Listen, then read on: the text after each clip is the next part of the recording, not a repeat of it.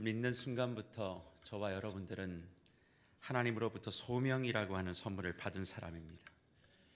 예수를 믿어 구원받은 것으로 끝나는 것이 아니라 그 구원을 통하여 이루시고자 하시는 각자에게 주어진 소명이 있어요. 그래서 우리는 예수를 믿는 순간 소명이라고 하는 선물의 보따리를 가지고 살아가는 축복된 사람인 줄 믿습니다. 바울도 하나님의 놀라우신 그 부르심 앞에 선물을 받았는데, 바울이 받은 선물은 이방인의 사도라고 하는 선물입니다. 유대인이 아니라 이방의 사람들, 예수를 아예 모르는 그런 사람들에게 복음의 증거자로서의 삶을 살 것을 하나님으로부터 선물을 받았고, 바울은 그것이 내 삶의 영광스러운 삶이다, 그렇게 로마서 11장 13절에서 밝혀내고 있습니다. 그래서 바울의 삶은 언제나 이방인들을 향해 집중되어 있었습니다. 얼마나 그것이 본인에겐 귀하고 또 소중한 일이었는지 에베소 교회를 향하여 쓴 편지에서는 바울이 이와 같은 이야기를 합니다. 에베소 3장 1절과 2절의 말씀이죠. 이러므로 그리스도 예수의 일로 너희 이방인을 위하여 갇힌 자 된 남 바울이 말하거니와 너희를 위하여 내게 주신 하나님의 그 은혜의 경륜을 너희가 들었을 것이다, 그렇게 말씀해 주고 있어요. 그리스도 예수의 일로 너희 이방인을 위하여 내가 뭐가 됐다고요? 갇힌 자가 되었다, 그렇게 말합니다. 쉽게 얘기하면 자기 일평생이 이방인들에게 복음을 증거하는 이 사역을 위해서 스스로 통제하고 절제하고 갇혀 있는 삶을 선택했다는 거예요. 자기가 드러날 것이 아니라 하나님이 드러나셔야 하기 때문에 자기는 철저하게 숨기는 삶, 오직 하나님이 드러나는 그런 인생들, 그런 삶을 살아왔다, 그렇게 이야기를 하고 있는 것입니다. 저는 이 부분에 예수를 믿는다라고 하는 그 구체적인 의미를 발견하게 되어져요. 어쩌면 예수를 믿는다는 것이 도대체 뭐냐, 예수를 믿기 전과 믿은 후에 무엇이 다르냐, 그렇게 누군가 물어본다면 여러분들은 어떻게 대답하시겠습니까? 그 질문을 받았다면 오늘 바울의 이 고백을 통하여 이렇게 대답해야 되는 것이죠. 예전에 예수를 믿기 전엔 모든 것이 다 나에게 집중되는 인생이었다. 내가 잘 되고 내가 복받고 내가 뭔가 좋은 것을 누리는 그런 삶을 살아가는 것, 그것이 목적이었고 목표였다면 예수를 믿고 난 이후에 나의 삶의 변화는 이제 나를 위하여 살지는 않고 내 주변에 있는 수많은 다른 사람들, 다른 이의 유익을 위하여 축복과 은혜의 통로가 되어져서 살아가는 삶을 살게 되었습니다. 그렇게 말해야 한다는 것이죠. 이것이 예수를 믿는 증거이고 성령께서 저와 여러분과 함께하는 증거라, 그렇게 말씀해 주고 있습니다. 그런데 이렇게 이방인을 위하여 스스로 갇힌 자 되어진 그 바울이 일평생 딱 한 번 예수를 믿고 있는 사람들, 바울의 말을 듣고 있는 모든 이들이, 이전에는 예수를 모르는 사람들, 또 유대인이 아닌 이방인들, 이런 사람들이 훨씬 더 많았었는데 딱 한 번 사도행전 20장에서 에베소 장로님들과 그리고 성도님들을 다 함께 불러 모아놓고 처음이자 마지막 모든 바울의 말을 듣고 있는 그 동지들이 다 믿음의 사람들이었을 때 그가 설교를 했던 내용이 오늘 우리가 읽은 본문 사도행전 20장의 말씀이 되겠습니다. 이전까지는 예수를 믿는다라고 하는 것이 이방인들 대상으로 예수를 알지 못하는 사람들에게 증거를 했다면, 오늘 우리가 읽은 본문은 예수를 믿는 사람들, 다 예수를 믿어요. 다 교회를 섬겨요. 그런 사람들을 다 불러 모아놓고 설교를 하고 있다는 것이지요. 그러면 도대체 이 본문을 통하여 주님이 우리에게 말씀하고 있는 구체적인 의미는 무엇일까? 예수를 믿는다는 실체가 도대체 뭐냐? 다 믿는 사람들이니까요. 도대체 여러분들 예수를 왜 믿습니까? 예수를 믿는다는 건지 뭔 줄은 아세요? 예수를 믿는 것은 이런 것입니다. 그것을 질문에 대하여주고 그 질문에 대하여 해답을 주고 있는 본문이 오늘 사도행전 20장 17절 이하의 말씀이라는 것이죠. 저는 이 본문의 내용들을 살펴가기 이전에 먼저 우리 묵별들에게 이런 질문을 한번 던져보고 싶습니다. 예수를 믿는다라고 하는 것을 어떻게 생각하십니까? 예수를 믿는다라고 하는 그 삶의 실체가 무엇이라고 생각하고 계세요? 한번 스스로를 점검해 보시고 내가 믿는 예수의 삶, 내가 살아가는 성령의 삶이라는 것이 무엇인지 한번 생각하시고 난 다음에 오늘 사도행전 20장의 말씀을 통해서 바울이 이야기하고 있는 예수 믿는 삶의 구체적인 모습이 어떤 것인지 이 두 가지 나의 대답과 바울을 통하여 말씀하시는 말씀을 비교해보고 잘못된 것이 있다면 수정하시고 또 내가 잘하고 있는 것이 있다면 더욱더 잘 그 믿음의 삶들을 이루어 가시는 저와 여러분들이 되시기를 간절히 주의 이름으로 축복합니다. 예수를 믿는다라고 할 때 많은 이들이 이런 생각을 할 수 있어요. 예수를 믿으면요, 목사님, 복 받는 거죠. 복이죠, 복. 뭐 설명할 수 없지만 다 그게 복입니다. 다 예수 믿으면 복 받는 겁니다. 그렇게 이야기를 한 겁니다. 근데 그 복이 존재가 아닌 소유의 복, 내가 무언가를 가지고 누리고 잘 되고 만약에 그런 것에만 집중되어 있다면 새벽 이른 아침에 일어나서 정화수 한 그릇을 떠놓고 비나이다 비나이다 라고 이야기하는 그 사람들의 믿음과 우리 예수를 믿는 사람의 믿음의 차이점은 발견하실 수 있으시겠습니까? 단지 내가 무언가를 받고 얻고 뭐 무병장수하고 뭐 돈 잘 벌고 이런 것들에 예수를 믿는 그 믿음의 의미가 들어있다면 정화수를 뜯어놓고 산신령을 찾고 있는 그런 무속토속 신앙의 사람들과 내가 무슨 차이가 있겠습니까? 그렇다면 도대체 바울의 유언과도 같은 이 설교를 통하여 예수를 믿는다라고 하는 그 의미, 성령이 함께하는 사람의 구체적인 삶의 모습, 그것은 도대체 신령을 찾고 있는 그 사람들과 어떻게 구별돼야 하는지 오늘 본문은 이렇게 우리에게 말씀하고 있습니다. 먼저 모든 예수를 믿는 사람들과 에베소 교인들을 향하여 바울이 처음 했던 말씀, 오늘 본문 17절과 18절 말씀이에요. 바울이 밀레도에서 사람을 에베소로 보내어 교회 장로들을 청하니 오매 그들에게 말하되 아시아에 들어온 첫날부터 지금까지 내가 항상 여러분 가운데서 어떻게 행하였는지를 여러분도 아는 바다, 그렇게 말합니다. 아시아에 들어온 첫날부터 지금까지 내가 항상 여러분 가운데서 어떻게 행했는지를 여러분이 알 것이다. 쉽게 얘기하면 지금까지 내가 여러분과 동고동락하면서 얼마나 많은 주의 일들을 해왔습니까? 내가 어떤 말을 했는지, 어떤 태도를 가졌는지, 어떠한 마음을 가지고 있었는지 모든 것 다 알고 계시지요. 그런 이야기를 하는 거예요. 그런데 우리 성도님들 한번 생각해 보세요.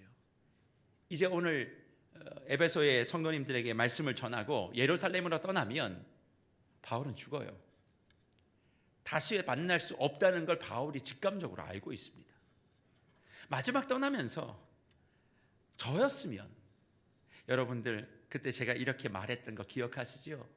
장로님, 그때 제가 이런 어려움이 있었을 때 장로님께 이런 도움 드렸었잖아요. 권사님, 그때 내가 이렇게 기도했었고, 집사님 이런 거 그때 내가 다 들어드리고 해드렸던 거 다 기억나시죠? 내가 했던 그때 그 모든 것들을 잘 기억하세요 라고 이야기해야 될 것인데 그는 단순히 이렇게 얘기합니다. 내가 어떻게 행했는지 너희가 알고 있지 않느냐라고 이야기하며 자신이 했던 말과 가르침보다 자신이 보여줬던 그 행함에 집중하고 있는 모습을 보여주고 있습니다. 그렇습니다. 그리스도인이라는 것, 예수를 믿는다는 것은 100마디의 말보단 한 번의 행동과 한 번의 선택, 바로 그것으로 결정된다고 하는 사실들을 기억하셔야만 합니다. 그리스도 예수를 믿는다라고 하는 것을 설명하려고 하지 마십시오. 여러 수식어로 나열도 하지 마십시오.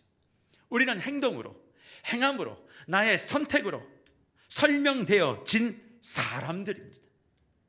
설명이 되지 않으니까 자꾸 말을 하려고 하는 거예요. 이미 나의 행동 자체와 나의 선택 자체가 이미 내가 예수를 믿고 있음을 드러내고 있는 사실이라는 거예요. 아무리 멋진 집을 건축했다 할지라도 그 집이 불려지는 명칭은 그 집 안에 사는 사람에 따라서 달라지게 되어 있습니다. 어떤 사람이 주인인가에 따라서 같은 집이라도 이름이 달라지듯이 내가 어떤 형편, 어떤 자리에 있다 할지라도 내가 예수 그리스도께 미친 자 된 사람, 곧 그리스도인이라고 하는 그 명칭에 따라서 나의 모든 형편과 상황들은 설명되어져야 한다는 거예요. 그래서 우리는 가진 것으로, 소유로 설명하는 존재가 아니라 존재 자체로 이미 그리스도인임을 선언하고 설명할 수 있는 사람들이 되어야 한다는 사실입니다. 그러면 존재로 행한다라고 하는 이 신앙의 핵심의 구체적인 내용은 어떤 것일까요? 바울은 이것을 세 가지로 설명하면서 한 가지로 정리합니다. 그 세 가지와 한 가지, 오늘 본문 19절에 나와 있습니다. 모든 겸손과 눈물이며 유대인의 관계로 말미암아 당한 시험을 참고 주를 섬겼다, 그는 이야기합니다. 자기 자신의 행함을 너희들이 알고 있지 않는가 이야기하며 세 가지의 행함을 이야기해요. 그 첫 번째는 모든 겸손입니다. 우리는 겸손이라고 하는 말을 들으면 가장 먼저 도덕적, 윤리적 겸손을 먼저 생각합니다. 그래서 마음은 어떻든 중요하지 않아요. 그냥 말석에 앉고 쟁반 들고 다니고 주전자 들고 다니면 참 사람 겸손하네, 그렇게 이야기합니다. 그리고 무언가를 이렇게 부탁하고 이야기하면 저는 잘 모릅니다. 저는 능력이 없습니다. 뭔가 얘기할 때 한 번에 저 그거 할 수 있습니다, 그거 잘해보겠습니다, 그러면 그 사람은 그 순간부터 교만한 사람이고, 잘 못합니다, 그렇게 한 3번 정도 자기를 이야기하면 그는 겸손하다, 그렇게 생각합니다. 그러면 바울이 지금 제가 말씀드린 이런 겸손을 이야기하고 있을까요? 아닙니다. 바울이 얘기했던 모든 겸손은 마태복음 11장 29절과 30절에 나오는 예수님의 겸손이었습니다. 예수님이 이렇게 말씀하세요. 나는 마음이 온유하고 겸손하니 나의 멍에를 메고 내게 배우라. 그리하면 너희 마음이 쉼을 얻으리니 이는 내 멍에는 쉽고 내 집은 가벼움이라, 그렇게 말씀해 주셨습니다. 그러니 아시아에 들어온 첫날부터 너희가 기억해야 될 바울의 행함 첫 번째 모든 겸손은 윤리적 도덕적 겸손이 아니라 예수의 마음을 가졌다는 것입니다. 모든 면에서 예수의 마음을 가졌다는 거예요. 그렇습니다.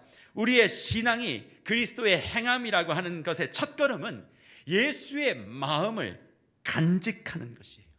그분의 생각, 그분의 말, 그분의 눈빛, 그분의 시선, 그분의 손과 발, 그것에 예수 그리스도의 마음이 심기어지는 것, 이것이 내가 예수 그리스도를 믿고 있다라고 하는 행함의 첫 번째 증거라는 겁니다. 많은 사람들은 행동은 겸손한데 마음은 아는 사람들이 있어요. 마음은 또 겸손한데 이 말과 행동들이 거친 사람들이 있습니다. 그래서 예수를 믿고 난 다음에도 많은 사람들이 저에게 이렇게 얘기하는 걸 종종 듣습니다. 목사님, 사람마다 다 스타일이라는 게 있어요. 목사님, 저 그냥 생긴 대로 살 거예요. 자꾸 그거 하지 마라, 저거 해라, 그러지 마세요. 나는 내가 생긴 대로 살아야 그게 복인 거예요, 라고 말씀하시며 저에게 이런저런 의견들을 주시는 분들이 있습니다. 허나 생긴 대로 살겠다 하시는 분들은 예수님과 상관없는 분들입니다. 왜요? 바울은 오늘 이야기해요. 예수를 믿는다라고 하는 것, 예수 그리스도를 신뢰한다라고 하는 것은 다른 것이 아니라 모든 것에 예수의 마음을 담는 것이라 그래요. 예수의 마음을 담으면, 또 예수의 마음을 닮으면 내가 생긴 대로 사는 것이 아니라 예수 그리스도의 모습대로 살게 되어 있어요. 내가 하고 싶은 것을 예수 그리스도에 비추어 하지 않기도 하는 것, 이것 자체를 바울은 뭐라고 얘기한다고요? 겸손이라고 이야기하고 있습니다. 그래서 모든 삶에 겸손이 있을 때 그것이 신앙의 길, 믿음의 길, 그리고 그것을 통하여 주의 사역이 이루어질 수밖에 없지 않느냐. 내가 아시아의 첫날부터 너희 앞에 보여줬던 건 다 예수 그리스도의 마음이었다. 예수 그리스도의 마음, 그 모든 겸손, 그것을 첫 번째 증거로 드러내고 있습니다. 그리고 두 번째는 눈물이라고 이야기해요. 눈물. 오늘 우리가 읽은 말씀도 그렇지 않습니까? 모든 겸손과 눈물이며. 사도 바울이 눈물을 가졌다라고 이야기를 하면 많은 분들이 이렇게 생각하세요. 이방인의 사도로 살면서 사도 바울이 얼마나 공고하고 힘들었어. 우리 다 알고 있잖아. 죽을 뻔한 고비도 너무 많이 경험했고 환난과 고난과 어려움들이 너무 많이 당했지. 얼마나 힘들었으면 찔러도 피 한 방울 안 나올 것 같은 바울이 그렇게 울었을까. 그렇게 생각하시는 분들 많이 계실 거예요. 그리고 또 어떤 분들은 그래야 사람이지.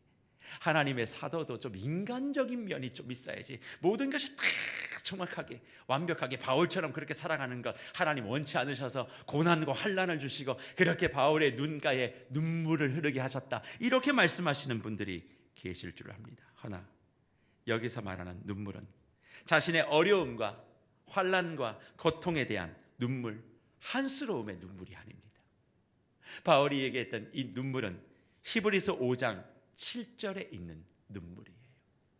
그는 육체에 계실 때에 자기를 죽음에서 능히 구원하실 이에게 심한 통곡과 눈물과 간구와 소원을 올렸고 그의 경건하심으로 말미암아 들으심을 얻었다. 그렇게 얘기합니다. 여기서 말하는 그는 누굽니까? 우리 구주 예수 그리스도입니다. 예수 그리스도께서 하늘 보좌를 버리시고 이 육체에 계실 때에 심한 통곡과 눈물의 간구를 올려드린 적이 있습니다.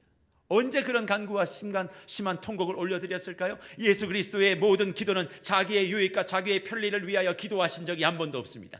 예수님이 기도하실 때 눈물 흘려 기도하셨던 것은 죽어가는 영혼을 바라보며 이 땅에 하나님의 나라가 임하지 않는 것을 바라보며 사단의 나라와 사단의 왕국에 하나님의 왕국과 하나님의 백성들이 침몰되는 모습을 바라보며 안타깝게 눈물을 흘리실 때 대성통곡하고 우셨던 분이 바로 우리 구주 예수 그리스도인 줄 믿습니다.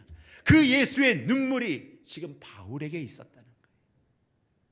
그러니 바울은 자신의 아픔과 자신의 생각과 자신의 뜻대로 되지 않아서 흘린 눈물을 가진 것이 아니라 하나님의 나라, 그 나라가 이 땅 가운데, 내 마음 가운데, 저 영혼 가운데, 내 가정 가운데, 내 교회 가운데 이루어지지 않는 것을 안타까워하며 매일 눈물을 흘렸다는 사실입니다. 저는 그래서 이렇게 생각합니다. 예수를 믿고 있는 사람들에게 흘려야 될 눈물은 하나님의 나라를 위한 눈물이지 나 자신을 위한 눈물은 결코 있을 이유가 없다. 왜요? 하나님은 선하고 좋으신 분이라. 내가 지금 힘들고 어려워도 그걸 외면치 않으시고 그의 얼굴을 돌리지 않으시고 항상 나를 바라보시며 너 그것 때문에 힘든 건 내가 안다.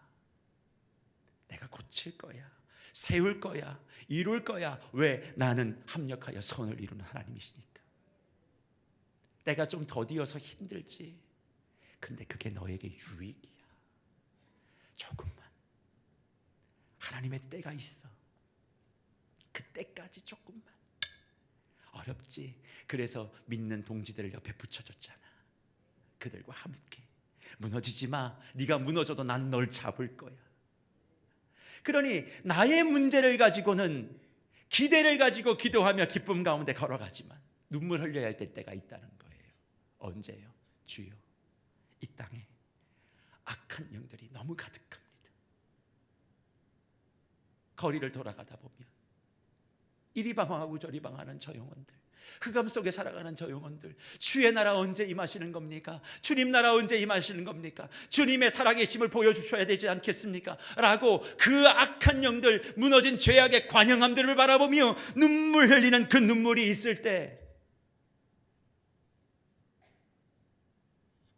그 사람이 예수를 믿는 사람이라 말씀하고 있다는 것이죠. 그래서 바울은 하나님의 나라를 위해 내가 눈물로 아시아에 들어온 첫 순간부터 행함을 알고 있지 않느냐 고백하고 있습니다. 그러면서 에베소 교인들과 세계로 무별들에게 시간을 초월하여 오늘 바울은 다시 한번 질문과 도전을 던지고 있어요. 그 질문과 도전이 무엇입니까? 여러분들이 정말 예수를 믿는 사람들이라면, 예수를 믿어 성령의 새 생활을 시작하는 사람들이라면 여러분이 흘린 눈물의 시간이 언제였는지를 생각해 보라고 물어보고 계십니다. 자신의 아픔, 자신의 답답함, 내 계획대로 되지 아니하는 여러 가지 짜증스러워서 흘리는 그런 눈물이 아니라 하나님 나라를 바라보며 이 땅의 죄악에 간양한 데를 가슴 아파하며 통곡하며 눈물 흘려 하나님 앞에 간구했던 그 시간이 언제 있는지를 기억해 보라는 것이에요. 만약 그 시간이 기억나지 않고 그저 나를 위하여 흘리고 나의 한을 위하여 눈물을 쏟아내었던 그 자리만이 기억한다면 죄송합니다만 저와 여러분들은 예수를 믿고 있는 사람이 아닐 수도 있어요. 하나님의 나라를 위해 우는 것이 무엇인지도 모르면서 예수를 믿는다는 건 거짓말입니다. 지금 저와 여러분의 눈가에 고여있고 맺혀있고 흐르는 눈물이 하나님의 나라를 위한 눈물이 되기를 간절히 주의 이름으로 축복합니다. 그 눈물이 변할 때 내 안에 예수가 역사하는 것이고 성령이 나와 함께 하시며 새로운 생활들을 힘있게 걸어가시는 저와 여러분인 줄 믿습니다. 그리고 바울은 세 번째로 자신의 행함을 이야기하면서 시험을 참았다 그렇게 이야기합니다. 참음. 이 참음은 어떤 참음일까요? 디모데후서 2장 10절과 12절에 나오는 참음입니다. 그러므로 내가 택함을 받은 자들을 위하여 모든 것을 참음은 그들도 그리스도 예수 안에 있는 구원을 영원한 영광과 함께 받게 하려 함이라. 미쁘다 이 말이요. 우리가 주와 함께 죽었으면 또한 함께 살 것이요. 참으면 또한 함께 왕노릇 할 것이요. 우리가 주를 부인하면 주도 우리를 부인하실 것이라. 그렇게 말씀합니다. 참는다는 것을 우리는 들으면 인내, 끈기, 내 의지로 뭔가 버텨보는 것, 이걸 먼저 떠올립니다. 아, 바울도 그랬나 보다. 어려웠으니까 어떻게든 좀 인내하고 버텨보자. 그러나 디모데후서 2장 10절과 12절의 그 참음은 내 의지로 참는 것이 아니라 하나님의 영광을 위한 참음과 절제와 통제였다는 것. 내가 무언가를 이루기 위하여 인내하고 결과를 얻기 위하여 버티는 끈기가 아니라 하나님의 영광을 위해서 나 자신을 통제하는 거예요. 하나님의 이름을 위하여 나를 절제하는 것입니다. 나도 이렇게 하고 싶고 저렇게 해도 무방하다는 걸 알지만 내가 이거를 할 때, 이 말 한마디를 뱉을 때, 이 행동을 했을 때, 저 행위를 선택했을 때 그것이 하나님의 영광의 가림이 되어지고 하나님의 이름에 모욕과 먹칠을 하는 것이라면 내가 할 수 있으나 하지 않는 그 참음과 절제와 통제를 이야기하고 있다는 것이죠. 내 감정 다 드러내고 내 성질 다 부릴 수 있어요. 이 상황에 내 의견 손들고 목소리 높일 수 있습니다. 그러나 그렇게 하는 것이 하나님의 영광과 구원 사역에 방해가 된다면 난 하지 않았다. 하나님의 영광이 우선이었지 내가 우선이 아니었다. 그것이 사도 바울이 아시아에 들어온 첫날부터 행했던 예수를 믿는 성령의 충만함의 세 번째 증거가 되었다는 것이죠. 그렇습니다. 그렇다면 예수 그리스도를 믿는다라고 하는 것은 하나님의 나라와 영광이 삶의 목적이 되어지기 때문에 삶의 패턴이 달라지는 거예요. 이제는 내 마음이 아니라 모든 것이 예수님의 마음입니다. 이제는 나의 왕국과 내 목적과 내 행복을 위해 살아가는 삶이 아니라 이제는 하나님의 나라를 위하여 내 주변의 유익을 위하여 살아가는 삶이고 이제는 하나님의 영광을 위해 사는 것이지 나의 영광을 위해 사는 것이 아니기 때문에 이 세 가지의 모습이 구체적으로 우리의 삶 가운데 드리워질 때 예수를 믿어 변화되는 삶을 살았다. 그렇게 말씀하고 있다는 거예요. 그래서 이 세 가지를 바울은 한 가지로 정리해서 우리에게 말씀합니다. 그 한 가지가 뭡니까? 주를 섬긴 것이다. 그렇게 말합니다. 아까 읽었던 우리의 말씀 가운데서 이렇게 얘기하지 않습니까? 하나님께서 말씀하시는 19절 말씀, 곧 모든 겸손과 눈물이며 유대인의 관계로 말미암아 당한 시험을 참고 그 다음이요 주를 섬긴 것과 그렇게 이야기합니다. 사랑하는 무별 여러분, 아시아에 처음 들어와서 사역을 하고 이제 아시아의 사역을 마무리하는 거예요. 다시 못 돌아온다니까요. 유언과도 같은 고별 설교를 지금 하고 있는 거예요. 그러면 보통 우리는 이렇게 말해야 맞습니다. 내가 에베소 교회를 어떻게 섬겼는지 아시죠? 내가 여러분들을 어떻게 섬겼는지 아시죠? 영혼을 내가 얼마나 사랑했는지 아시죠? 이런 이야기를 해야 하는데 그는 이 세 가지의 행함의 증거를 하나로 정리하며 이 세 가지의 믿음의 행위의 증거는 곧 주를 섬기는 것이었습니다. 그렇게 말씀하는 거예요. 그렇습니다. 사랑하는 묵별 여러분, 예수를 믿는다는 것, 성령의 새 생활을 사는 것은 주를 섬기는 삶을 사는 거예요. 동떨어져 있지 않습니다. 주를 섬긴다는 것과 예수를 믿는다는 것, 성령 안의 새 생활은 말은 다르지만 다 똑같은 것이에요. 그런데 문제는 주를 섬긴다는 말을 들으면 우리 모든 묵별들의 마음속에 이런 생각을 먼저 하게 된다는 거예요. 목사님, 저는 주를 섬기고 있습니다. 예수를 믿는 순간부터 제가 주를 섬겼죠. 내가 언제 주를 안 섬겼습니까? 제가 얼마나 예배도 잘 참석하는 줄 아십니까? 제가 얼마나 하라고 하는 봉사도 열심히 한 줄 아십니까? 다 이게 주를 섬긴 것이지. 그럼 뭘 섬긴 것입니까? 그렇게 말씀하실 수 있어요. 하지만 그 섬김을 객관적으로 정직하게 한번 바라보십시오. 정말 주님을 섬긴 거 맞습니까? 사사기 10장 10절의 말씀과도 같이 하나님을 버리게 되어지면 그 섬김은 다 바알을 섬기는 것이다, 그렇게 말해요. 주를 섬긴다라고 이야기하면서 예수의 마음도 없고 하나님의 나라에 대한 눈물도 없고 하나님의 영광을 향한 통제와 절제도 없는 섬김은 주를 섬기는 것이 아닙니다. 그래서 성령의 새 생활을 믿음으로 경험하는 사람들은 주를 섬기는 사람이 먼저 돼야 되는 거예요.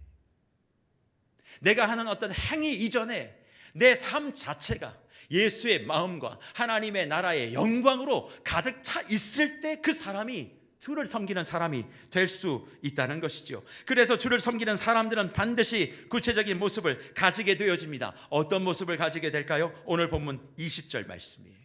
유익한 것은 무엇이든지 공중 앞에서나 각 집에서나 거리낌 없이 여러분에게 전하여 가르치고 유대인과 헬라인들에게 하나님께 대한 회개와 우리 주 예수 그리스도께 대한 믿음을 증언하는 삶을 산다, 그렇게 말씀하고 있습니다. 그렇습니다. 주를 섬기는 사람이라면, 성령과 함께 새로운 생활을 출발한 사람이라면 반드시 움직이는, 행동하는 신앙을 갖게 된다는 거예요. 근데 그 움직이는, 행동하는 신앙의 특징이 있습니다. 오늘 우리가 읽었던 말씀 20절에 이렇게 얘기하잖아요. 유익한 것은 무엇이든지 공중 앞에서나 각 집에서나, 그 다음이 중요해요. 거리낌 없이 여러분에게 전하고 가르친다. 이것이 핵심이에요. 거리낌이 없다는 말이 어떤 의미죠? 갈팡질팡하지 않는다, 주저하지 않는다. 사도행전 28장에 나오는 말씀처럼 거침없이 담대하게 살아가는 인생, 하나님의 일하심을 보여내고 그분의 마음을 증언하고 말이 아닌 내 삶의 행동으로 증인된 삶을 선택하는 것, 바로 그것이 거리낌 없는 삶이에요. 그래서 하나님의 영이 함께하지 않습니까? 어떤 일이 벌어지는 줄 아세요? 복잡해지지 않습니다. 단순하게 삽니다. 계산하지 않습니다. 왜 우리가 계산하고 머리를 이리 굴리고 저리 굴릴까요? 주님이 내게 원하시는 것이 무엇인지 몰라서 그러는 거 아닙니다. 다 알아요. 여기 계신 우리 묵별들, 하나님이 지금 내게 원하시는 것이 무엇인지 모르시는 분은 단 한 분도 안 계십니다. 다 하나님이 지금 내게 무엇을 원하고 계신지는 다 알아요. 그런데도 왜 자꾸 머리를 굴릴까요? 말씀대로 하면 내가 손해보니까, 말씀대로 하면 내가 좀 어려워지니까, 뭔가 좀 하여튼 불편해지니까 자꾸 생각하며 자꾸 그것을 피해 가려고 한다는 사실입니다. 그러다 보니 나의 삶에 복잡함이 생기기 시작해요. 그러니까 예수를 믿는 사람들이 세상을 향하여 단순한 삶을 선언하고 살아야 되는데 우리 스스로가 먼저 혼란을 경험하고 있기 때문에 어려움이 생긴다는 겁니다. 왜요? 예수 그리스도의 영이 내게 들어왔음에도 불구하고 여전히 내가 살아 움직이고 있기 때문에 그렇다는 거예요. 십자가에 내가 완전히 못 박혀서 완전히 주님과 함께 살아야 되는데, 죽어야 되는데 그게 되지 않으니까 말씀이 혼란스럽고 혼선이 자꾸 생기고 거기에 자꾸 내 계산이 들어가다 보니 심플하지도 않고 투명하지도 않고 정직하지도 않고 말과 행동이 다른 삶을 자꾸 내가 살아가며 그 속에서 자책과 자괴감을 가지고 있는 그리스도인들이 너무 많다는 거예요. 그래서 우리는 마태복음 5장 16절에 이 말씀을 혼돈하고 살아서는 안 됩니다.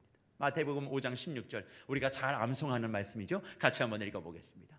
이같이 너희 빛이 사람 앞에 비치게 하여 그들로 너희 착한 행실을 보고 하늘에 계신 너희 아버지께 영광을 돌리게 하라. 많이 암송하셨을 거예요.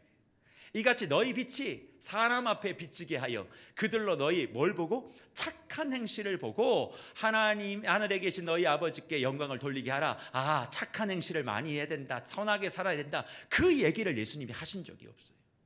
저기서 말하는 너희의 착한 행실, 그 착한 행실의 의미가 무엇인지 우리는 아셔야만 합니다. 저 착한 행실을 하는 사람이 어떤 사람이냐에 따라서 저 착한 행실은 결정되게 되어 있는 거죠. 그러면 착한 행실을 하는 사람의 기본 조건이 뭘까요? 사도 바울이 우리에게 이야기해줬던 주를 섬기는 사람이에요. 모든 면에서 예수의 마음을 가지고 하나님의 나라와 하나님의 이름과 영광만을 위해서 살아가는 사람. 지난 부활주일에 이미 제가 말씀을 드렸습니다만 혼의 사람이 아니에요. 숨만 쉬는 존재가 열심히 한다고 해서 그 사람이 주를 섬기는 것 아니라는 사실입니다. 영의 사람이 되었어. 성령이 머리부터 발끝까지 다 임하게 되어 예수의 마음과 하나님의 나라와 그의 이름을 위하여 자기 자신을 갇힌 자 된 사람을 만들어내고 절제하고 통제하고 하나님의 뜻이 우선이 되어져서 순종함으로 그 일들을 감당하는 그 사람에게만 주의 복음의 빛, 사랑의 빛, 진리의 빛이 비추어져서 드러나는 그 행위들이 착한 행실이 되어지고 그 행실을 통하여 주님이 뭘 받으신다고요? 영광을 받으신다. 그러니까 내가 뭔가를 해서 하나님 영광 받으시는 게 아니에요. 하나님이 영광 받으시는 것은 저와 여러분들이 주를 섬기는 사람이 되면 되는 것입니다. 제가 그래서 묵별들에게 요청드립니다. 뭘 하려고 하지 마세요. 여러분이 하려고 하는 것보다 더 중요한 건 주를 섬기는 성령의 사람이 되는 것이 더 중요합니다. 주의 영이 되지 않고 열심내면 문제가 더 생겨요. 주님께서 원하시는 주의 사람이 되어져야 한다는 것이죠. 그런데 우리는 종종 오해합니다. 내가 무언가를 해야 되고 무언가 나타내야 되고 결과를 만들어내야 하나님이 영광 받으실 거다. 그러니 열심을 다해보자. 이 말씀 드리면 또 열심히 하지 말라나 보다, 그런 이야기 아닙니다. 주를 섬기는 사람 되면 열심은 나오게 되어 있어요. 그러니까 모든 것의 출발이 먼저 사람이 되는 겁니다. 하나님의 성령으로 호흡하는 그 사람, 예수의 마음과 주의 나라와 주의 이름을 위하여 주를 섬기는 그 사람, 겸손과 눈물과 인내를 가지고 이 세상에 혼돈을 주지 아니하는 하나님의 증인된 그 사람, 그 사람에게 하나님께서는 더욱과 은혜와 축복의 빛을 비추어 주시는 줄 믿습니다. 그래서 기억하십시오. 오늘 말씀의 제목이 무엇입니까? 빛이 강할수록 그림자는 짙어진다는 겁니다. 우리 모두는 예수 그리스도의 빛을 반사해내고 비추어내는 그림자 인생입니다.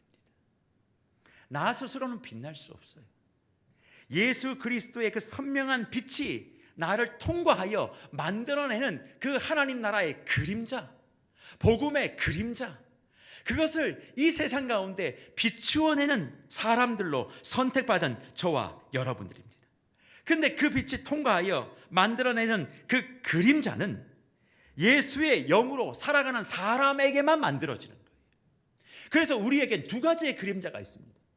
육체로 살아갈 때 빛을 받으며 만들어지는 그림자가 하나 있고, 하나님의 복음의 빛이 비추어지고 생명의 빛이 비추어졌을 때 영의 실체를 통과하여 만들어지는 영의 그림자가 있는 거예요. 그 영의 그림자는 하나님의 나라의 그림자입니다. 하나님 나라의 그늘이 되는 거예요. 그러니까 시대가 어두울수록 하나님께서는 더욱더 강력한 말씀의 빛과 생명의 빛을 우리에게 비추어 주십니다. 근데 그 빛을 이 어둠 가운데 우리가 반사해내지 못하는 이유는 저와 여러분이 주를 섬기는 삶을 선택하지 않으니까. 그저 정화수 한 그릇 떠놓고 내게 좋은 거 있으면 복 받은 것이고, 그게 안 되면 주님이 나 미워하는 것이고, 그렇게 살아가는 삶을 살아가니까 예수의 빛을 머금은 사람다움 그리스도인의 그 하나님 나라의 그늘이 만들어지지 않는다는 거예요. 왜 그 그늘이 만들어져야만 합니까?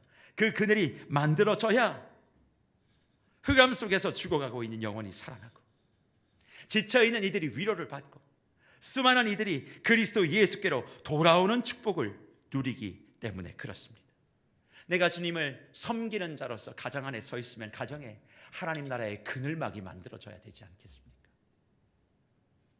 그 그늘막 아래 우리 자녀들이, 우리 형제들이, 나의 사랑하는 이들이 머물러야 하지 않겠습니까? 그리고 그것을 통하여 하나님의 놀라우신 능력과 하나님께 대한 회개와 믿음의 증언들이 나타나야 되지 않겠습니까? 그렇습니다. 복음의 증거는 그래서 말로 되는 것이 아니에요. 복음의 빛을 선명하게 머금어 나를 통과한 성령의 그림자, 곧 나의 행함과 행동을 통하여 일어나게 되는 줄 믿습니다. 내 안에 그리스도 예수의 영이 가득하게 되어지니 예수님의 말씀대로 살지 못했던 모든 부분들이 회개되어지고 돌이켜지고, 그리고 그렇게 회개하며 돌이킨 내가 예수의 빛을 가정 속에, 내 삶의 터전 속에 그림자로 짙게 보여주니 그 속에서 그리스도 예수에 대한 믿음들이 열매 맺어지는 것 아니겠습니까? 그래서 사도 바울은 주를 섬기는 사람은 복음의 빛을 받고 하나님 나라의 노뎀나무와 같은 그런 그늘막을 만드는 인생을 살게 되는 것입니다. 그렇게 말하며 자신의 모든 설교의 마지막을 이와 같이 이야기합니다. 오늘 본문 22절과 24절 결론의 말씀입니다. 보라, 이제 나는 성령에 매여 예루살렘으로 가는데 거기서 무슨 일을 당할는지 알지 못하노라. 오직 성령이 각 성에서 내게 증언하여 결박과 환난이 나를 기다린다 하시나. 내가 달려갈 길과 주 예수께 받은 사명 곧 하나님의 은혜의 복음을 증언하는 일을 마치려 하면은 나의 생명조차 조금도 귀한 것으로 여기지 아니하노라 말씀합니다. 보라, 이제 나는 뭐에 매였다고요? 성령에 매였다. 보라, 이제 나는 성령에 매여서 예루살렘, 이제 돌아가면 죽습니다. 거기서 무슨 일을 당하는지 내가 모르지만 23절 오직 성령이 각 성에서 내게 증언하여 이야기했어요. 결박과 환난이 분명히 있을 거다라고 말했지만 24절 내가 달려갈 길과 예수께 받은 사명, 하나님의 은혜의 복음을 증언한 일에 내가 생명을 조금 더 귀한 것으로 여기지 않겠다. 그렇게 담대하게 말씀하는 것입니다. 성령이 주관하니까, 성령이 장악하니까, 예수의 마음을 가지고 하나님 나라를 꿈꾸고 주의 이름을 위하여 나를 절제하고 통제하니까 앞일은 몰라요. 예수 믿어서 앞일 알려줄 테니까 예언하는 기도하자, 다 새빨간 거짓말입니다. 우리는 앞일을 알 수 없는 사람들이에요. 그러나 앞의 일을 모른다고 불안해하는 사람들은 아닙니다. 아무 일도 알지 못하지만 성령이 나를 주관하고 성령께 내가 매여 있고 주의 마음과 하나님의 나라의 능력이 내게 임하게 되어지고, 그로 말미암아 나를 통하여 하나님의 평안과 안식의 그림자가 내 발 앞에 펼쳐지면 담대함이 생긴다는 거예요.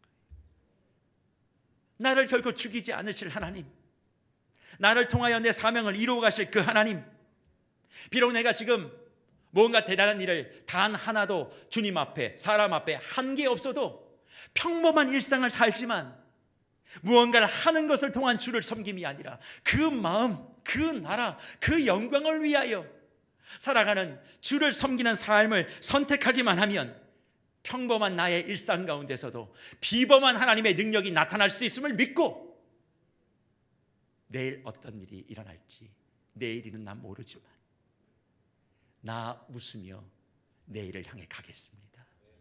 나 기쁨으로 걸어가겠습니다.